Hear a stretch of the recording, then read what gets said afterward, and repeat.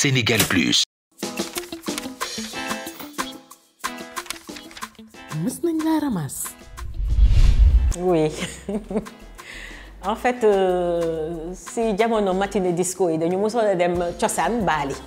Bon léegi bi ñu Bali jee y a des jeunes filles suñu ay morom yoo xam ne seen parents yi dañu aisé woon ñu sàcc nag seen ay bijoux parents ba pare fàq kenn xamul fu ñu nekk ñu wër leen ba sonn ñun daal dañuy fecc rek nekk fa di upside down ak affaire yooyu rek jékki-jékki gars yi naan police ñëw na xam nga gars yi lu ñu def dañu jël oto bi taf ko ci buntu cosaan xam nga loolu mooy ku génn rek ci biir oto bi ngay dugg ñu daal dañu ramasse yóbbu ñu police centrale xam nga luy sama chance dañu toog rek sama frère comme par hasard romb gis boucan bi foofu mu ne kii ak cligam bi Bali rek la ñuy def xam naa ñu ngi fa moom moo ñu gis mu dem wax ko sam pap ne non il faut la laisser là-bas ah elle a même pas demandé la paix mais où c'est le cosaan ndeysaan après nag ñu naxanteeg moom ba mu ñëw génne ñu maag samay xarit ça a été une expérience boo xam ne toog naa ay fan ah parce que dañ ma jël empreinte ak yëpp napp ñu quoi xam nga pour man loo def rek dañ lay tëj fu mu ne nii police mais c'est une expérience de la vie moo tax sax ma gën a comprendre jeunes yi des fois je leur dis que man fu ma jaar boo leen fa jaaree takk ban parce que y a eu des am na fu ma jaar quoi j'avais oublié cet épisode. mës naa jooy yu metti ndax piqûre. Quand j'étais petite xam nga dañ daan def ay campagne de vaccination mais boobu ay ngandim seringue moo amoon ak ay aiguilles yu gudd yu weñ léegi nag man ñu ne ma dañuy dem vacciner wu et je savais pas c'était quoi la vaccination man caat laa nag dëkk nag ak ay mag yu sadique ñu topp ma duñ la vacciner man le mot vacciner sax je pouvais pas le dire maanaam may jooy quoi damay vacciner donc bu ñu eggee service d'hygiène ñu dugg ma gis ñu def seringue bi def nii ma xoolaat affaire bi rek commencé yuuxu du ma vacciner et c'est devenu une légende à la maison boo xam rek boo amee ay mag yu sadique moom dañ lay naqaral foo toll. mës ngaa réeral xaalis. réeralu ma xaalis mais réeral naa la mu or bu cher waaw vraiment réeral la mu or bu cher sax dama amoon sama cousine bu doon dem bu jógee woon Màkk. Donc j'ai porté le bracelet ma dem fa ma jaar sama kër beneen cousine pour ñu ànd dem à un moment ma ne nii gisatuma bracelet bi j'étais avec ma tante la petite sœur de ma mère ma ne ko man de sama lam bi daanu na ma ne ko ah lii de moom mënatuñ ko fi gis c'était à Soprim xam nga dafa bëri suuf mais sama tante bi 17 gis nga seet na bay jàdd koñ boo xam ne on n'est pas passé par là-bas ma ne ko mais mère fii jaaruñu fi mënu fi nekk mu ne ma yow dimbali ma or day dox et finalement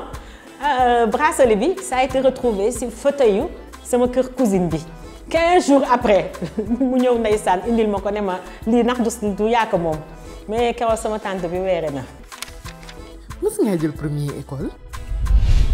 Oui j'étais une bonne élève vraiment j'étais une très bonne élève macha allah élève bu sopp laa woon xam naa ne ñi ma bokkaloon lycée sax bu ñu seetaanee lii moom daañ ma oo dama soboon amoon une bande nekk nag genre chef de bande yooyu xam nga moo tax ce qui se fait dans Virginie ce sont des choses qui ont toujours existé dans les écoles c'est-à-dire qu'il y a toujours eu des bandes bon ñun nag suñu bos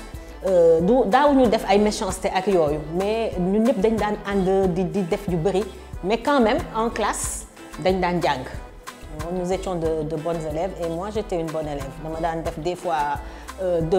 comment ça se dit encore waa ay genre TD mais sama bos dañ ko daan jël di ko defaat cours si yeneen classes yi et c'était un honneur pour moi. mës ngaa lekk sa scolarité. non loolu moom mosuma ko def ay lekk scolarité ak yooyu moom ñun loolu xewlu woon suñu kër sama papa bambara la woon intello te yenn yi xewul woon si kër gi moom yooyu moom kenn xalaatu ko à part Bali daal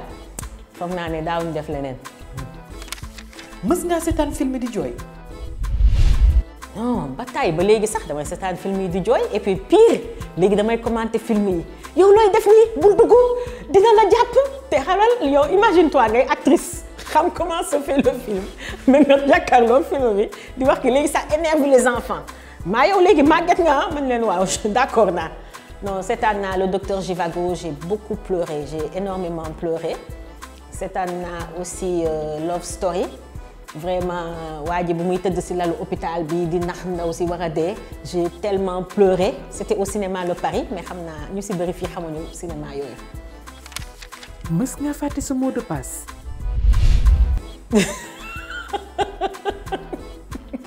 loolu moom ci laa dëkk sama téléphone mooy téléphone bi ñëpp mën a tijji ci kër gi parce que damay fàtte sama mot de passe donc les gens ont mon mot de passe pour di ma ko rappeler di ma ko tijji. xanaa oo xale yi ne leen sama mot de passe bi ma la joxoon lan la ñoom ñu ubbil ma téléphone bi ah ma jàngaat ko ba mu baax jàpp sama ñaamboo. mës nga fouiller sa téléphone doom. amul fouiller damay yoot ñëw rek ubbi néeg bi rek jox ma sa téléphone. bu ko tëj ubbil mu jox ma xool lépp lu ci nekk su ma gisee li ci warul a nekk ma nekk nag jàpp naa la noonu laa leen di def mais il faut surveiller les enfants te yooyu xam nga yan heure laa koy def ay minuit 2 heures du matin waaw ay minuit 2 heures ci laay yoot ñëw rek ubbi buntu bi dañuy tiit nag su ma nee tëll buntu bi damay sol chaussette yoot nànk ñoo jàppale. mës nga lekk suuf. non daaw ma lekk suuf mais xam nga bu tawee am na ay xeer yu xonq yooyu su ma daan defi cours de vacances kii Sacré-Cœur yoon bi yëpp xeer yooyu laay for di ko yëy fa neex non man dama bëri woon affaire léeg-léeg ma def bon disons lu mel ni am moitié poignée def ko sama biir kii sama biir poche di ko yëy nànk surtout daf si am yu friable mais yu dëgër yi dama koy sànni. mës nga gedd añ. non daaw ma gedd añ nag parce que ñun yooyu dinaa la yooyu xew woon suñu kër de ay di gedd añ ak di reewantoog yooyu kër bambara la woon xam nga kër bambara yi la loi c'est la loi l'aîné c'est l'aîné mais il m'arrivait di lire xam nga lecture bi neex ñu ne ma kaay añ ma ne suur naa parce que je lisais énormément bon à le moment nag des romans harlequins yooyu aussi je suis passée par là et j'en lisais 3-4 par jour xam nga parce que j'adorais la lecture donc daf ma daan tere añ nag mais temps yooyu xam nga pël yi dañ daan jaay soow yooyu te yore seen kii yi nii yéen xamu leen façon yooyu fekkeewu leen yooyu soow yooyu nag laa daan jënd di ko naan boobu soow bi juróom la woon. ndax mës ngaa am défaite ci xeex. non man daaw ma xeex nag xam nga lu tax tuuti woon naa aw ma woon doole te muusoon naa donc du ma xeex dinaa fexe ba tuur la lëndëm ba wax nga jeex te may gañe mais xeex moom musul bokk sama affaire su ma xamee ne sax kii dafa ës ba ës damay bàyyi ba ñëpp wàcc man damay réviser waaw su ma réviser ba ñëpp wóor ma ne ñëpp ñibbi nañu ma door a ñibbi mais ñun suñu école yi nag quand même dañ daan tere ay xeex ak ay affaires yooyu daaw fa am.